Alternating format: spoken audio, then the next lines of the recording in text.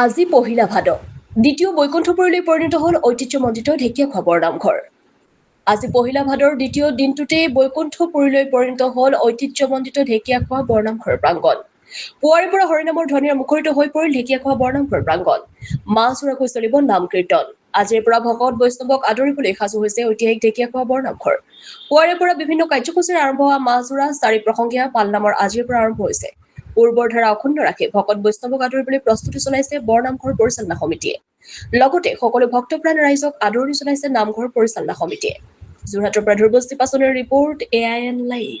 ঐতিহাসিক মহাপুৰুষ শ্ৰী শ্ৰী মাধৱেশ্বৰী ঢেকীয়াখোৱা বৰনামঘৰত 18 আগষ্টৰ সন্ধ্যা 8 বজাৰ পৰা অৰ্থাৎ কালিৰ পৰা 18 ছেপ্টেম্বৰ ৰাতি এখনি মহাপুৰুষীয়া ভাওনাৰে এই পালনাম মহোৎসৱ সামৰণি পৰিব। এই পালনামত জাতি ধৰ্ম বৰ্ণ ভাষা নিৰ্বিশেষে লাখ লাখ ভকতে ইয়াত অংশগ্ৰহণ কৰিব। সেয়ে আমি এই পালনাম ভাগি অনুষ্ঠিত কৰাৰ আগতেই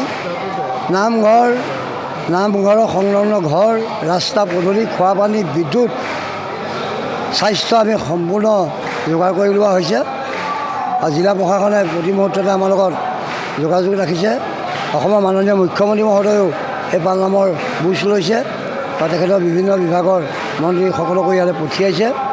সেয়ে এই পালনাম ৰাইজৰ সহযোগত পতা হয়। ৰাইজৰ দান বৰঙণিয়ে আমাৰ এই পালনাম পতা হয়। কোনো লোকে অন্নদান দিয়ে, কোনো লোকে বিশুদ্ধ খোৱা পানী বা বিভিন্ন সামগ্ৰী আমাক এই পালনাম ভাগি উদযাপন কৰোঁতে সাফল্যমণ্ডিতভাৱে আমাক সকলো সহায় কৰে। আৰু স্থানীয় গাঁওসমূহেও আমাক এই পালনামত সকলোজন আহি পেলাই আমাক সহায় কৰে।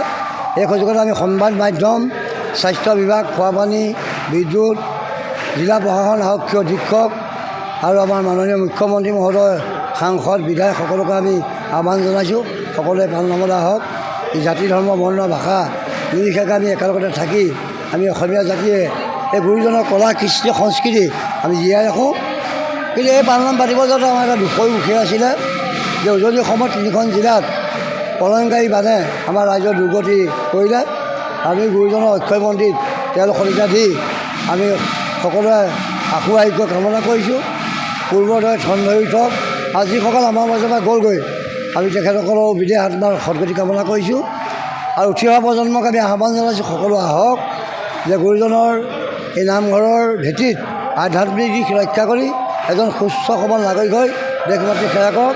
আৰু পুনশ্চ অসম, ভাৰতৰ বাহিৰত থকা যিসকল প্ৰবাসী তেখেতসকলকো আমি আশীৰ্বাদ প্ৰদান কৰিছোঁ। এই মহৎ পালনামৰ পৰা সকলো আমি কুশলে মংগলে থাকক।